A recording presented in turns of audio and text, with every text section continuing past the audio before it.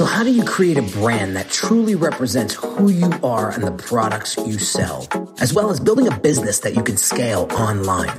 That is what this podcast will help you do. My name is Henry Kaminski Jr., and welcome to the Brand Doctor Podcast. Let me just make this statement loud and clear. Jersey's here, Jersey's here. What is going on, everybody? Welcome to another Brand Doctor Podcast episode. Today we have a very, very lovely guest, my girl Jennifer Love. Welcome to the show. How are you? I am loving life. I'm here in Santa Barbara. The sun's out. It's gorgeous. And I'm like, I know I've got some haters on the East Coast right now.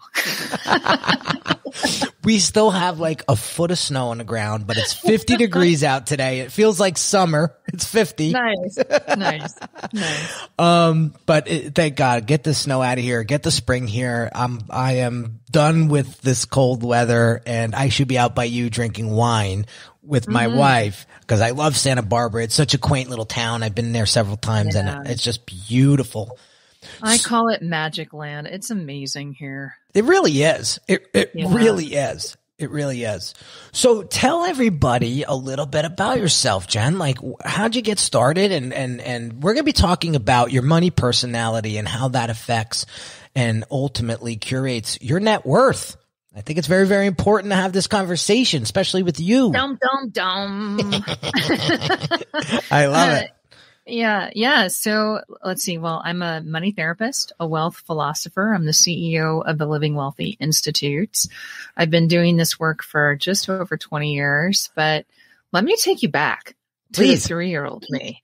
The 3-year-old me. So we were living in Oklahoma City, Oklahoma, and with my family, of course. And my father was a successful entrepreneur. And we lived the life, we had a nice life. And so this particular day was kind of like a late afternoon. My brother was sleeping. He's a year younger than me. He was sleeping in his bedroom, taking a little nap. And I'm standing in the hallway listening to my parents behind their closed bedroom door fighting.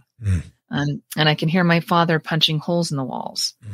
And so before I know it, he's storming out past the hallway, past me, out the front door.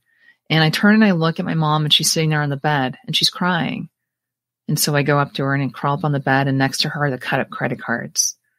And she looks down at me and she says, "Your father's leaving. He's not coming back. And we don't have any money." Whoa, dude, that was a lot to lay on a 3-year-old. Right. Yeah. And that was the day that I witnessed my mom become financially disempowered. She never really fully recovered from that. It was also the day that I took on the story, I'm not lovable, I'm not good enough, because my father's not staying, and he's not financially supporting us. So that was a decision that he made.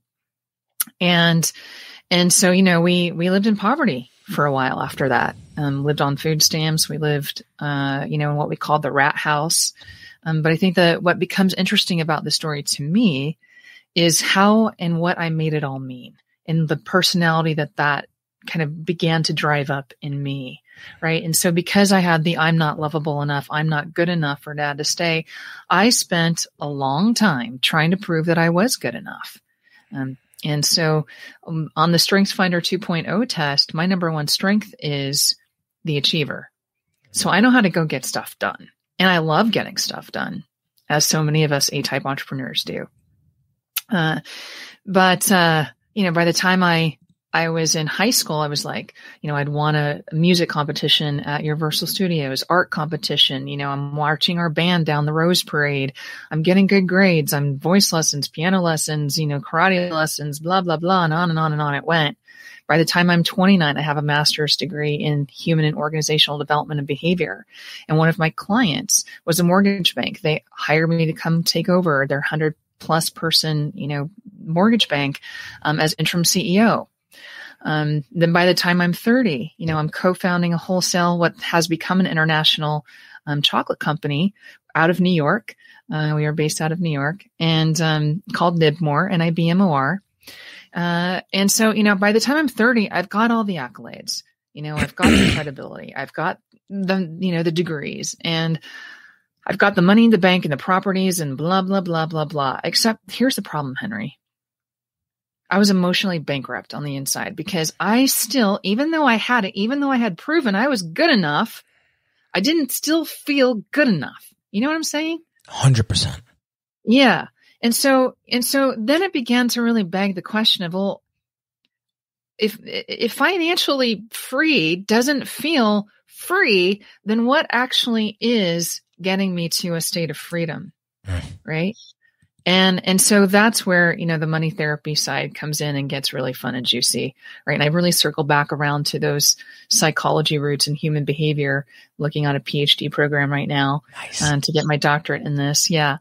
And so I had to stop and examine my life and say, wait a minute, I need to go actually back and look at what I was repressing and what I need to heal, like what I need to reveal, what I need to heal, because we can heal what we reveal. And so I had to go back and do that inner work, right? I call it doing the gardening work in my being wealthy.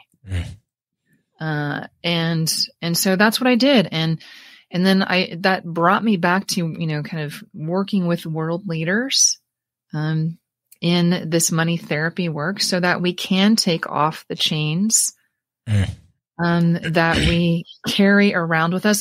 The way I kind of describe it now is it kind of felt like I was carrying, like being strapped on with chains, like dragging through my life, 40 years of pain and suffering and anger and sadness in this 40-foot truck that I didn't know I could actually just take the chains off and stop carrying it around with me. It's like the right? And that's what I had to do. Yeah, it's like the elephant that has got the little string tied to his leg in the stake in the ground, right? That's right. Yeah, it's called learned helplessness in the world of psychology. That's right. That's right. And we can actually remove ourselves from these chains. We can reduce the anxiety and the stress and, blah, blah, blah, whatever it might be. And so that we can, what I call living wealthy. And living wealthy to me is two parts. It's not just one part. It's not just financial freedom. To me, living wealthy is actually made up of two parts. Yeah, sure. It's being financially free. It's having the ability to have the cash flow and be able to live off of your assets and keep those assets growing 100%. Really important. We want to do that. Right. And there's this, what I call being wealthy, the internal freedom, right? There's the financial freedom. There's the internal freedom, right? In the external freedom, the internal freedom, they're both important. How are we feeling about ourselves? And how are we operating? Sometimes people will ask me, Henry, they'll be like, Jennifer, what does money and emotion have to do with each other? And I'm like, hey, let me put it to you like this. All of the research and science is showing us that over 90% of all of our financial decisions are being made from a place of our emotionality. So what does money and emotions have to do with each other? A lot. Yeah, everything. That's how people buy. Yeah, right? That's right. It's how people buy. So that's how we get stuck in debt cycles and addictions too. Well, that too. Yeah, that too. I struggled with financial intelligence for many, many years. And, we'll get into a lot of this conversation much deeper right after this quick little message. If you're a business owner who feels your branding isn't truly representing the value that you deliver, check out this free video training that will help you level up your brand's messaging and online presence so that you can start attracting higher quality clients. Visit www.uniquedesigns with a Z at the end, not an S, .net/level up my branding.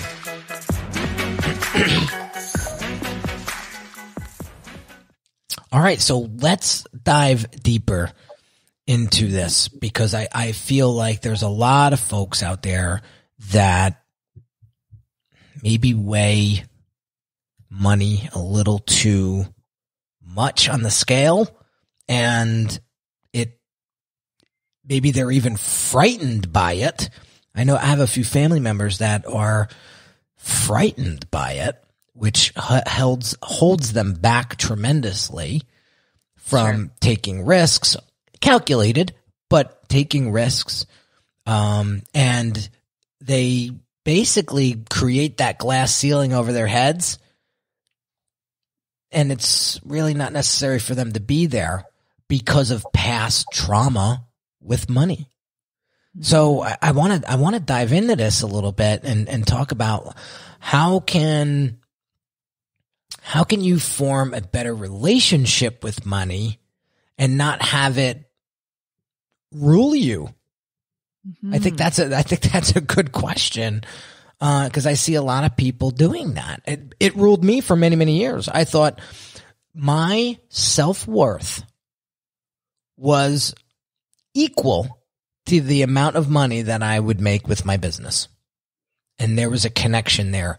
And that's what I believed for so many years. So guess what? When business wasn't doing well, guess who else wasn't doing well? Mm-hmm. And I used to go into these funks. Oh my God, and these depressions. And then finally somebody was like, Henry, how your business is doing has no bearing on who you are as a person. So I wanted you to talk about that for a little bit, because that was a huge struggle for me, and I'm sure not just me. That's right. I'm getting a double echo. Do you hear that? No, you're clear. Okay. Yeah, you're clear. Okay. Yeah. Now it's clear. Okay. So this is like the most common human experience, I believe, right? Because money is it's like a mirror, right? It's also like, it's also like eggplant, which I'll explain in just a moment. But it's a mirror for what's actually going on inside of us and how we are feeling about ourselves. And that's the interesting part to me. Now, why do I say money's also like eggplant? Well, because eggplant is kind of like when you mix it with like marinara sauce, for example, it just kind of takes on the flavor of the marinara sauce and just gives it a little extra texture and maybe a little creaminess depending upon how much you cook it down, right? And to me, that's how I see money. It's really just taking on the flavor of what's going on inside of us. And that's why I say it's like a mirror. And so how do we actually begin to really unpack this for ourselves? Well, I'm going to take you into the garden. I'm going to take you into the garden metaphor for just a moment. I love nature. I believe that nature has so much to teach us about living wealthy. And we have forgotten some of the natural, simple principles that are actually foundational for our ability to flourish and thrive. So going into the nature, into the garden, let's look at the soil. Now, I come from, on my mother's side, a family of gardeners and farmers. I've been gardening since I can remember, and I love it, right? I love gardening. I didn't always love it. I do now. But anyone who knows anything about gardening and farming is that if there are a lot of rocks in the soil, that those rocks are actually going to interrupt, let's say you're planting seeds for a tree. It's going to interrupt the seed's ability to grow roots deep into the soil, because those rocks might suffocate it, block it from being able to actually root down. Okay, Henry, here's what's happening for us. Imagine that we have 4 different wealth zones, right? Our behaviors housed in the physical wealth zone, our financial behaviors. How are we paying ourselves or not as entrepreneurs? How are we investing or not, saving or not? Are we running off the seat of our pants, or do we have some kind of a plan that's thoughtful and intentional, right? How are we giving and contributing? What's our relationship with debt? Are we sending out invoices like 3 weeks later, or are we set up in our business to actually receive the money to flow in before we even begin the work, right? There's a whole list I could give you here of like, we need to examine the rocks and the pebbles and even the boulders that are in our 4 different wealth zones. The first one is the behaviors. The second one is our mental wealth zone. What's happening in the narratives and the beliefs, whether they're true or not, whether they're inherited or not, right? And we do inherit some of these things. I actually had a DNA test done earlier this year with a company called Aperion. And they're able to actually see, I have the worrier gene, not the warrior, the worrier. So I worry, like I have a tendency towards anxiety. Right. And so this runs in my genes. Now we can often hear like, hey, Uncle Bob, he's a worrier and, the worry gene runs in our family. Well, it's true. These kinds of things actually do get inherited. So whether it's genetic or whether it's, because it's been programmed by what we've seen or heard in our families growing up, how we've made things mean, right? The narratives and the beliefs that we're carrying. Hey, rich people are mean and, and they're greedy, right? Or the only way for me to be happy is to have lots of money, kind of like part of your example, right? And these are beliefs and narratives that we're running that we have to really take a look at. Hey, that becomes a rock that actually impedes my ability to live wealthy. For the roots of my ability, the capacity, the quality of my ability to live wealthy, it gets in the way. So we have to look at that rock, right? Then we get over to the emotional wealth zone. Ooh, dumb. We're living in a society where emotion has been made so bad and wrong. Anger, sadness, right? Sorrow, grief, like these things we're like, oh, we don't want to really go there. We don't really want to have to examine that. Somehow that has been made wrong or bad. And yet sadness and anger are our friends. In fact, I see anger as like sadness's bodyguard. It shows up because that tender one inside of us is like, hey, I'm kind of hurting over here. And why are we hurting? And how is that expressing itself? And how is that showing up? We want to unpack that. I believe that our emotionality leads to pointing to what our needs are. And I think, Henry, we're walking around in a world where leaders are making decisions from a place of not having their needs met. And so they're making all kinds of not healthy financial decisions in their life. And we need to understand, we need to mine for the rocks and the pebbles and the boulders in our emotionality and why it's there and what it's leading to, what needs that we have that aren't being met so that we can meet them. And then we get to the spiritual wealth zone. And that's all about, and this is like where you live and exist with the work that you're doing. Like, what's my sense of purpose? Yeah. And how do I want to express that? And how do I want to leave a legacy in the world? And how do I want to contribute? I've got a client who, this is a great example. So she started working with me last year. She had taken over her family business as CEO. Was running it for about 6 years. When she took over, it was at 10 million. So, nice starting point. Yeah. She grew it to $573 million in 6 years. Incredible feat. She's really quite responsible for creating her family's wealth. Okay. But here's what happened. She became emotionally bankrupt because she sacrificed and suffered herself so much that she had nothing left to give. Right. So she had to take a sabbatical for a year. And that's when, she's working with me and we're unpacking this. And you know what? The residue was one of the pebbles and let's say actually maybe boulders that were, in her emotional wealth zone. She didn't feel deserving. She still felt indebted to her family, even though she was responsible for really creating her family's wealth. Right. And so you have to dig in under the covers of like, what's really running the show for me in the garden of me. And here's the cool part. Like we might have done some of this work. We might have done some personal development work, some spiritual development work, but let's go back to the garden again in that soil.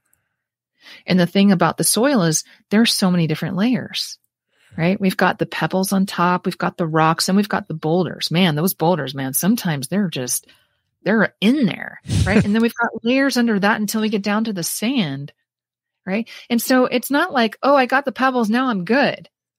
No, if you want to have a flourishing garden of wealth in your life, if you want to really live wealthy from the inside out, we got to keep going. We got to clear all that so that those roots can really grow into that fruit-bearing tree that then creates all those apples that then create more seeds that's how we build generational wealth. Wow. I mean, this is This is great stuff. And I hope that, because I hope that the folks that are watching and listening are saying to themselves, wow, it's not just about the money. And I'm hoping, right? Because like, if you don't have those other quadrants dialed in, right, it's really going to hold you back from creating true wealth financially and spiritually, if you will, emotionally. That's right. And I think that's where, I had to learn the hard way and realize that like me being in funks for 2-3 months at a time is not helping the situation. We need to figure out, we got to get to the bottom of this. And you know what? It wasn't about the money at all. It was about these insecurities that I was dragging along behind me for many, many years, like yourself. So your story resonates with me so much. I was like, man, you're like, it's no coincidence why you're on the show today. No coincidence. I don't believe in coincidences.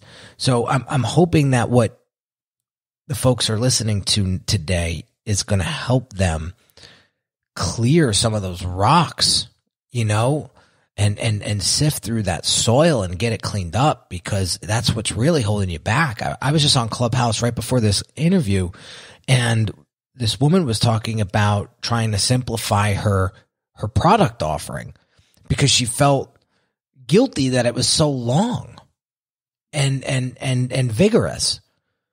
And I said, well, if you water it down and dilute it, will it still have the same value? Yeah. And will it have the same impact? You might be doing your clients a disservice by doing that. That's right. So it's so important to like try to get that clarity, try to get that focus, especially around money, because, man, you put the money first and it's just going to be a forever chase. That's right. That's right. Yeah.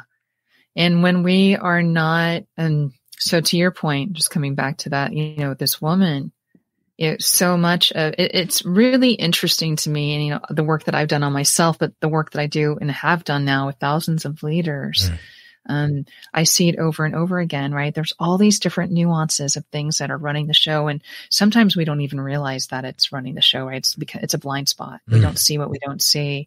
That's why we need support in doing this kind of work oftentimes.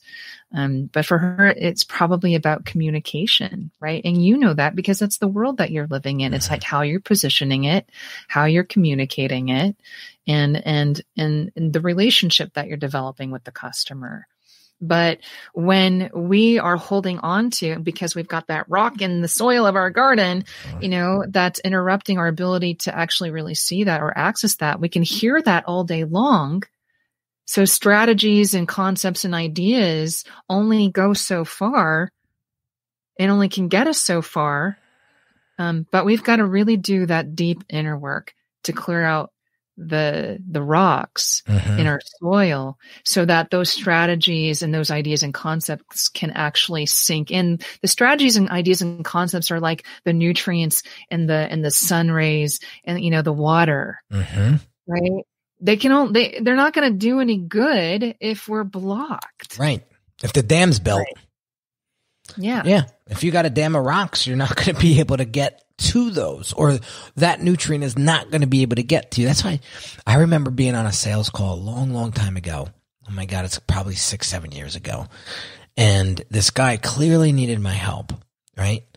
And I was having a conversation and he goes, I'm telling you right now, Henry, you're not closing me. You're not going to close me. Jennifer, that is someone who is so ready to be closed. Right. And I was like, okay. Like, I didn't know that this was a game. Like, I didn't even know that I was trying to close you. Right. I'm just trying to get to the bottom of it. That's right. And you could tell this guy had just the rock wall up, and whether he needed that service or help or not, it didn't matter. He was not being closed. And that's right. You know what? No problem. I bet you he's in the same position that he's in today that he was 7 years ago. And I see that over and over and over again, Jen. I see people that reach out and then they're like, for whatever reason. And then a year, 2 years, 3 years. That's right. And that's where I say, do we want to waste one more precious day of this very short, what can be sweet, even if it hasn't been sweet till now, right? Do you want to waste one more day of your precious life staying stuck where you are? I mean, for me, it's a no. It's a heck no, right? Because we don't have to live that way anymore. It's a choice. It really does become a choice, even when it feels like we're the victim. I call it the three-headed drama llama. I do a whole workshop series around this, the three-headed drama llama. And, even when we feel like life is just handing us a bunch of, lemons that, we're just getting slammed with stuff constantly, no, we have the choice. We always have choice. And we can sit back and take a look at what are our actual needs, but we're not doing that. We're not doing that because we're not looking at the stuff. I use what I call the living wealthy wheel. The first step, and this isn't anything new. All of the greats, talk about this. It's the first step is awareness. Yeah. It's getting clear. It's understanding what's happening. What are the monsters underneath the bed? What are the rocks in the garden? Right? And how did they get there and why? That's the very first step. That's the very first step, is just getting clear about the rocks that are there. Yeah. And that's the power of self-awareness. I had somebody ask me once, like, what do you think helped you propel your career as an entrepreneur? And I said, self-awareness, knowing what I'm great at, knowing what I struggle at, knowing my insecurities, addressing those insecurities, not just burying them or saying, no, get out of here for now. Get out of here. I'll deal with you later. No, it's turning around and saying, hey, buddy, what are you doing? Why are you here? Yeah. How can I help you? Yeah. That's powerful stuff. And it took me 30-something years to get there. And I'm still a work in progress. I am by no means perfect. But it has helped me tremendously. It's funny. I had such a brain fart on a client call yesterday, right? And I got off the call and I immediately said, oh man, that was kind of embarrassing. And it was a long day, right? And that was kind of embarrassing. So I called my colleague up and I was explaining to him what happened. He says, Henry, you're growing. This is the first time that you've done this with a new client and you screwed up a little bit. It's not the end of the world. But so then he did an exercise with me that I found quite interesting. He said, I have the previous version of this exercise in front of me. You gave it to me a while ago. And he showed it to me on the screen. And he goes, imagine if you still gave him this, how much worse it would have been. I cracked up. And he was like, Henry, what you've created in this version 2 of what it is that you're doing with this client, it's hard stuff. And it's okay. Right? So yeah. So I was transparent with the client and I told him, listen guys, you're the first client that's coming through with the renovated version of this exercise. So I'm telling you right now that that's where I got confused and I got tripped up, and they didn't even care. They honestly didn't even care. I was more upset about myself because I felt like, I embarrassed myself. I should know this stuff, So I could have went either way, but I chose, to your point, to look at it as a growing experience. And when, my wife and my son, 3.5, we sit down every dinner is sacred, right? We don't, and, everybody was like, so how was your day? That's our conversation. And I said, Daddy grew today. And then my son stands up and he says, Daddy, did I grow today? Think like in height. And yes. I said, yeah, I think you grew today, bud, just like Daddy did. Aww. And that was that. And So beautiful. Right. And so I just say to everybody, like, it's okay to make mistakes. It's okay. Right. But self-awareness is so, so important. And to Jen's point, like, you have to be aware of what's going on. I just got to be conscious of time. I have a few more minutes, and I have some fun questions. I usually leave some fun questions towards the end. They're completely random. And as you were talking, you saw me looking down a little bit. I have these cards, and they're just a random deck of cards with questions on them. And I pull them out at the end of every show and just let my guests have it. Nothing's crazy, but before you ask, can I just like make one more comment? Oh yeah, please. Yeah. So, congratulations, you're human. We're all human. And what you described so beautifully was how you were able to make a choice to access compassion for yourself. Right. And so if we can actually create what I call fail forward containers for ourselves, where it's actually just about growth and we're allowing ourselves to just grow. And if we can just improve 1% every day, over 30 days, that's a 30% increase in growth. In the world of finance, that's incredible, right? 365 days is 365% growth. Like unbelievable, right? We're talking about a completely new way of being and living. And so if we really access the compassion through the awareness and allow ourselves to fail forward, which is really just about growing, right, Mike, then we get there quick. That's it. And if more people could embrace that and be okay with that, you're going to make it. You're going to be okay. You're going to be okay. That's right. This is a great conversation. I could talk to you for hours. Well, I think we ought to do this on Clubhouse, my friend. Are you on it? I am. I love Clubhouse. Oh, awesome. Yeah. I will. Let's follow each other. And sorry, guys, we're having a Clubhouse moment. Geeking out. Yeah. I host 2 rooms a week. Sometimes 3. I would love to have you come on as a panelist and talk about some of this stuff. I would love to have your insights and expertise. That'd be awesome. Yeah. So let's make sure that we're following each other after this. And if you guys aren't following either of us, you guys better be following us over there. I have a cool club that I came out with. It's called the Brand Doctors Growth Club. And we're going to be doing a lot of cool exclusive stuff. I'm going to bring in, exclusive guests. Maybe yourself, Jennifer, and to only provide that room to club members. And I have some really other cool incentives that I'm going to be rolling out once we get this rhythm going, that are going to be exclusive to the club. So it's called the Brand Doctors Growth Club. That's all you have to do is, search it and it'll come right up. Make sure you follow it. All right. So here are a couple questions, right? So question number 1, if you can be guaranteed one thing in life, now, besides money, what would it be?